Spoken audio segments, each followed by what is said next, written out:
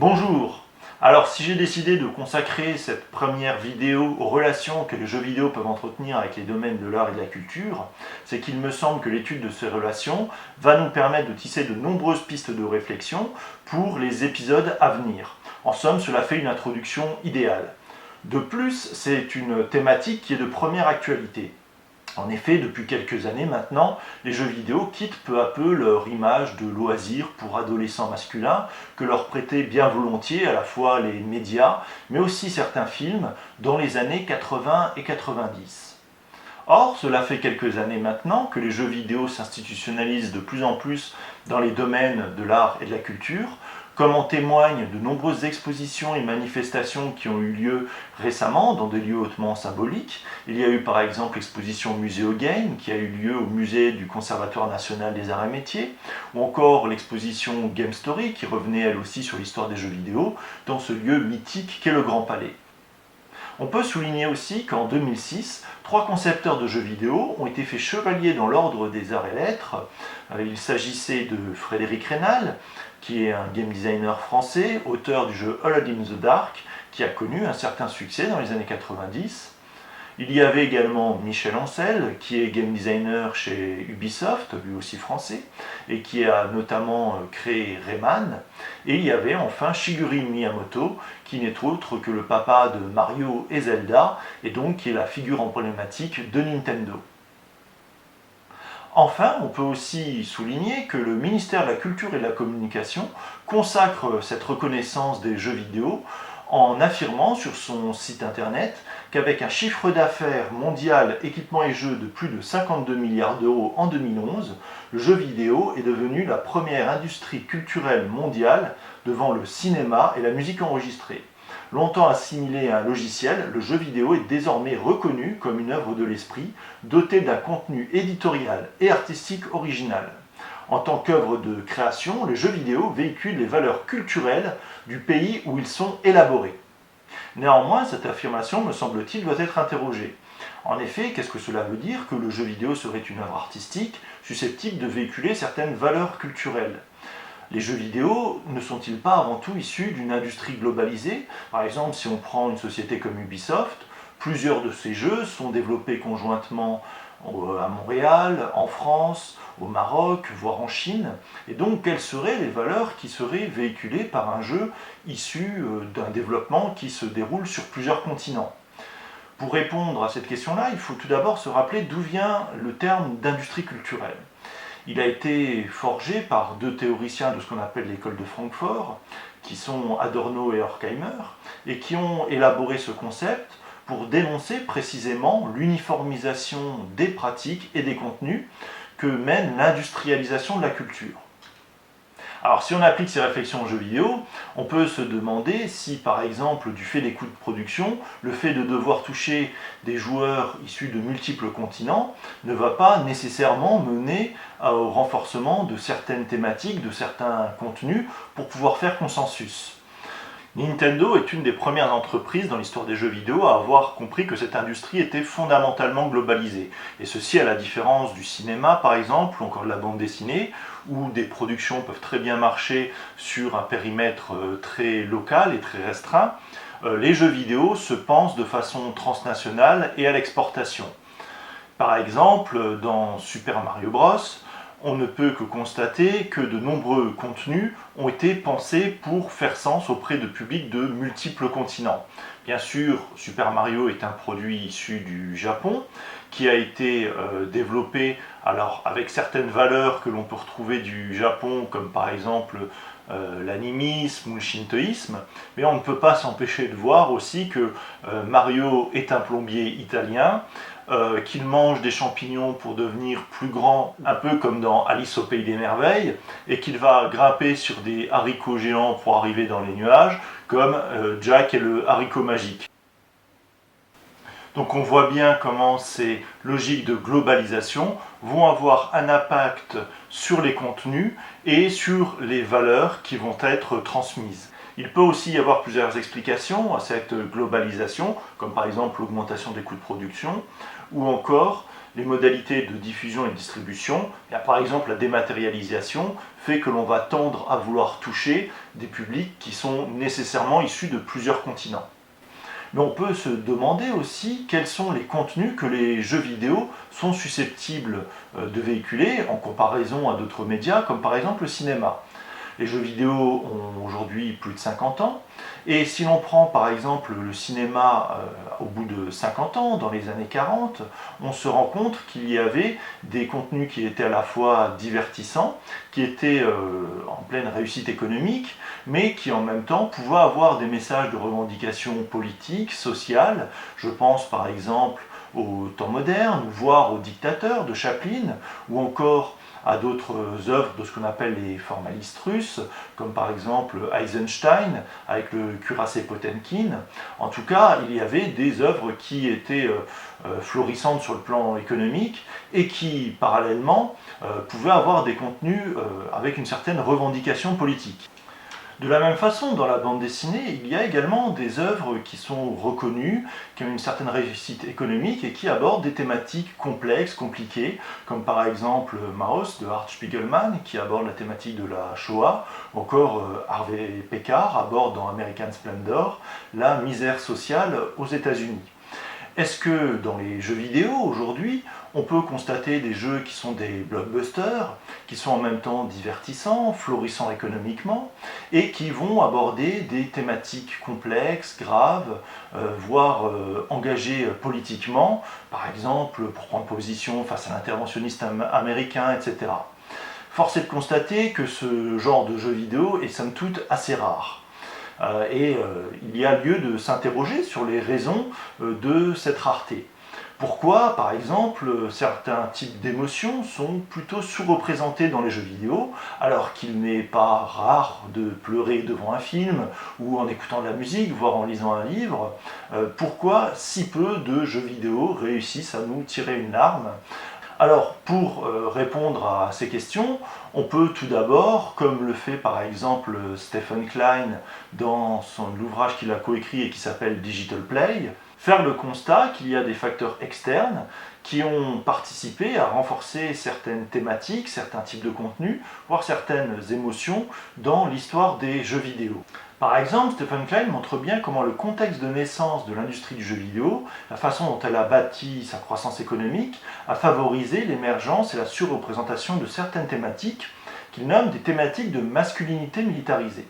Alors qu'est-ce que ça veut dire ? Bien, tout simplement que les jeux vidéo ont bâti leur croissance économique au départ dans les bars, dans les salles d'arcade, donc il y avait là un certain type de public qu'il s'agissait d'intéresser, éminemment masculin, et que les sujets qui étaient favorisés par les producteurs étaient avant tout des sujets qui tournaient autour des thématiques de guerre, de conflits, de sport, de conquête, de combat, et les succès de ces salles d'arcade étaient ensuite adaptés sur console de salon. Donc il y avait de nombreux facteurs externes qui ont favorisé ou en tout cas participé à la surreprésentation de certaines thématiques de masculinité militarisée selon Klein dans l'histoire des jeux vidéo. Alors on reviendra dans un autre épisode sur les facteurs et les raisons qui ont participé à renforcer ces types de thématiques dans les jeux vidéo. Alors pour autant, s'il y a toujours eu des thématiques dominantes dans l'histoire des jeux vidéo, il est très important de reconnaître que celles-ci n'étaient pas exclusives. Ce que cela veut dire, c'est que les jeux vidéo ont toujours connu une assez grande diversité de contenus, même si ces contenus n'étaient pas majoritaires ou dominants dans les pratiques des joueurs. On a toujours eu des modèles de développement alternatifs, de production alternative par rapport au modèle dominant, et cela a aussi permis de développer des jeux parfois plus atypiques. Par exemple, je parlais des premiers temps de l'histoire du jeu vidéo, qui s'est construit essentiellement économiquement dans les salles d'arcade. Eh bien, en parallèle, il y avait également l'ordinateur individuel qui émergeait, qui fonctionnait sur un tout autre mode économique de diffusion, de distribution, d'usage. Et donc, ces facteurs différents ont permis aussi l'avènement de jeux, par exemple, qui avaient des temporalités tout autres, parce que dans les salles d'arcade, il fallait jouer vite, c'était des jeux qui nécessitaient avant tout eh bien, une prise en main rapide, parce qu'il s'agissait de faire tomber des pièces dans le monnayeur, tout simplement, alors que sur ordinateur individuel, les temporalités des jeux étaient beaucoup plus longues, et bien, certains modes de développement, parfois produits par des passionnés qui diffusaient leurs jeux en passant des petites annonces dans les magazines, ont permis d'aborder des thématiques parfois atypiques, voire différentes. Je pense par exemple à l'histoire de cette société française qui s'appelle Froggy Software et qui a fait parmi les premiers jeux d'aventure français sur ordinateur individuel et qui a produit des jeux comme par exemple Le Mur de Berlin va sauter, donc une thématique plutôt engagée politiquement ou en tout cas qui questionnait les thématiques politiques de l'époque. On peut aussi mentionner par exemple le jeu d'aventure français Mewilo qui propose aux joueurs de revenir sur l'histoire de la Martinique dans un contexte d'esclavage et qui a été coécrit par Patrick Chamoisseau, qui est un auteur martiniquais particulièrement engagé politiquement. S'il y a des facteurs externes qui ont imposé ou en tout cas qui ont favorisé le développement de certaines thématiques par rapport à d'autres dans l'histoire des jeux vidéo, on peut également se demander s'il n'y aurait pas des contraintes internes, des spécificités du médium qui imposeraient ou qui favoriseraient l'expression de certaines thématiques ou de certaines émotions. Cela revient en fait à se questionner sur ce qui fait la spécificité du jeu vidéo en tant que moyen d'expression. On va continuer la comparaison avec le cinéma. Alors qu'au cinéma, vous êtes dans votre salle, assis et puis bien confortablement installé dans le fauteuil, le réalisateur peut parfois faire exprès de vous ennuyer un peu ou en tout cas de relâcher la pression pour mieux vous surprendre et mieux relancer la tension dramatique. Alors que dans le jeu vidéo, si vous vous ennuyez, si la tension redescend, eh bien vous pouvez très bien lâcher votre manette, vous éloigner, et le game designer n'a pas ce luxe du réalisateur de pouvoir relancer la tension, puisqu'à partir du moment où vous lâchez la manette, le jeu s'arrête et il devient très difficile de vous rattraper. Donc le jeu vidéo met en place ce que je nomme un impératif d'action, c'est-à-dire il faut toujours inciter le joueur à s'impliquer, à s'engager, et pour ce faire, il y a certaines émotions, certaines thématiques même, qui se prêtent mieux que d'autres à cet impératif d'action. Notamment un collègue qui s'appelle Bernard Perron, et qui est entre autres spécialiste des jeux vidéo d'horreur, et qui dit que les émotions comme la peur, la colère, l'angoisse, vont favoriser cet impératif d'action, c'est-à-dire vont inciter le joueur à agir.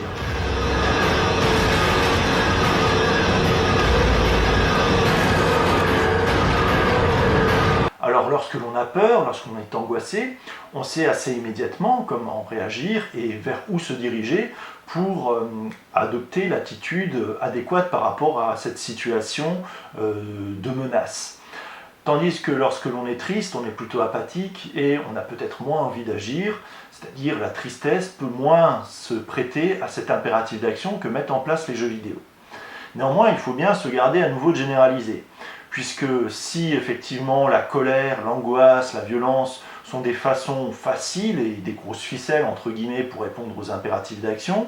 des émotions comme la tristesse nécessitent un peu plus de réflexion, mais cela ne veut pas dire qu'il est impossible de les suggérer ou en tout cas de les provoquer chez le joueur. Je pense par exemple à Ico, où toute la progression du joueur est conditionnée au fait qu'il doit prendre soin d'une petite fille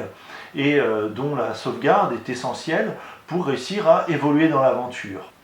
Aujourd'hui, de nombreux jeux essaient de déplacer la peur que l'on pouvait avoir pour soi, pour son personnage, vers un personnage secondaire, et donc on se retrouve non pas à avoir peur, mais être dans une situation d'empathie, ou en tout cas on va essayer de prendre soin d'autrui, et dans ce cas l'impératif d'action peut être déplacé pour susciter de nouvelles émotions. Mais Ico n'est pas un cas isolé. Je pense par exemple au jeu The Walking Dead, qui est une adaptation de la bande dessinée du même nom, et qui propose en fait une histoire parallèle à celle de la bande dessinée, où le joueur va devoir prendre soin d'une petite fille qui est à la recherche de ses parents et qui est isolée dans un monde infesté de zombies. Et peu à peu, en fait, l'important ne va pas être tant dans l'histoire de zombies, mais dans les relations qui peuvent se nouer entre le joueur, son personnage principal, et le personnage de Clémentine, la petite fille dont il va devoir au fur et à mesure prendre soin. Et ce jeu a été particulièrement salué par les critiques et par les joueurs comme étant un jeu particulièrement fort émotionnellement. Mais bien sûr, dans une industrie qui s'est construite en fait par rapport à certaines thématiques, à l'exploration de certaines émotions qui lui ont permis de construire son modèle économique, il est peut-être parfois plus difficile de prendre des risques en explorant de nouvelles thématiques ou de nouveaux types émotionnels. Quand on met des millions dans un jeu, on veut à peu près être certain qu'il se vendra, et donc l'exploration de grosses ficelles, comme je les ai appelées, pour répondre aux impératifs d'action, est parfois plus facile pour réussir à conquérir le marché.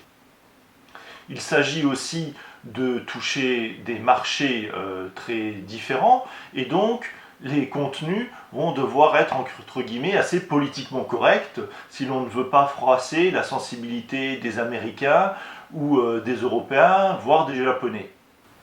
Alors on voit bien comment le fait de réfléchir aux jeux vidéo en tant que forme d'industrie culturelle nous a amené à tisser de nombreuses pistes de réflexion qui constituent en fait un programme pour toutes les vidéos à venir. On peut tout d'abord se questionner sur ce qui fait en fait du jeu vidéo une forme d'expression singulière ou au contraire qui rejoint d'autres formes médiatiques comme le cinéma, la bande dessinée, voire l'architecture ou la musique. Et donc cette réflexion-là, nous allons la mener dans le prochain épisode autour de la notion de game design.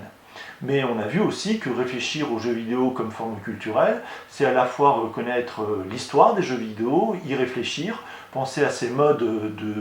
développement, ces modes de production, dominants ou alternatifs. Donc on peut également réfléchir à ce qui ferait une forme de jeu vidéo indépendant, puisque le terme est un peu à la mode en ce moment dans cette industrie. Et on peut aussi, par exemple, réfléchir pour développer la thématique du jeu vidéo comme industrie culturelle, aux idéologies, aux visions du monde que développent les jeux vidéo.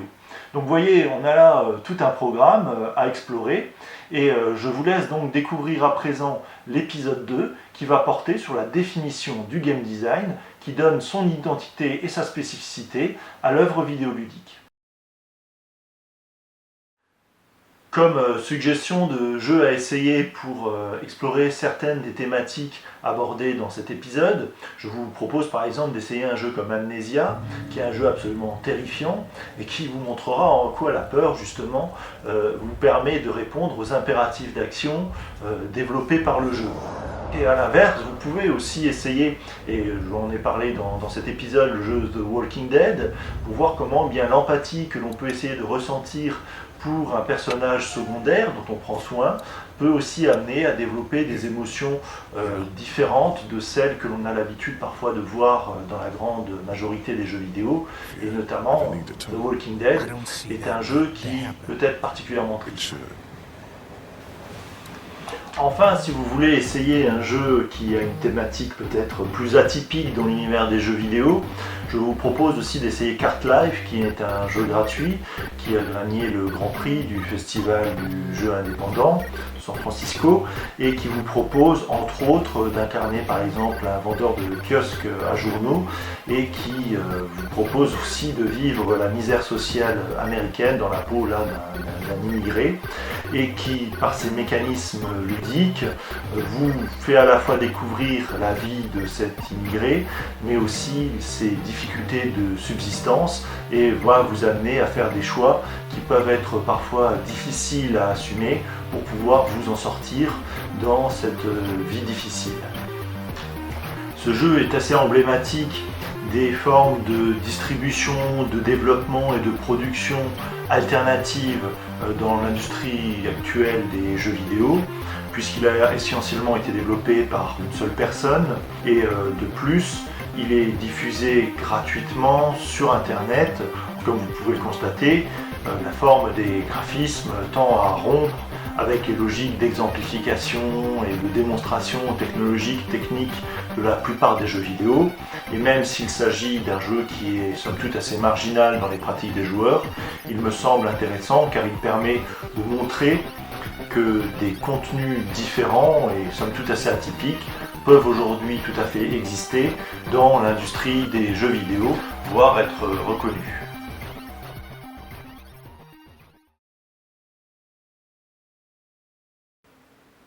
Comme recommandation de lecture, je vous conseille bien sûr Digital Play.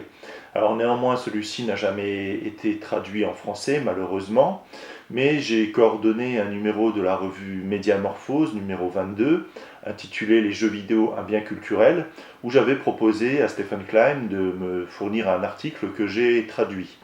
Alors, cette revue n'est plus disponible, mais néanmoins l'ensemble des articles qui la composent sont disponibles gratuitement en ligne. Et plusieurs des auteurs qui ont participé à cette revue approfondissent des points qui ont été abordés dans cette émission. De même, vous pouvez aussi vous procurer le numéro 62 de la revue Hermès qui s'intitule Quand jouer c'est communiquer et dont plusieurs articles me semblent également tout à fait correspondre aux réflexions qui ont été menées dans cet épisode. J'ai également coordonné avec Sylvie Crépeau et Brigitte Simoneau un numéro de la revue Questions de communication qui s'intitule Les jeux vidéo au croisement du social, de l'art et de la culture et dont plusieurs articles correspondent tout à fait aux points de réflexion que l'on a développés aujourd'hui. Enfin, si vous souhaitez trouver des ressources en ligne, je vous recommande d'aller jeter un œil sur le site de l'OMNSH, l'Observatoire des mondes numériques en sciences humaines, qui depuis plus de 10 ans propose des ressources d'articles scientifiques ancrés dans différentes disciplines des sciences humaines autour des mondes numériques en général et des jeux vidéo en particulier.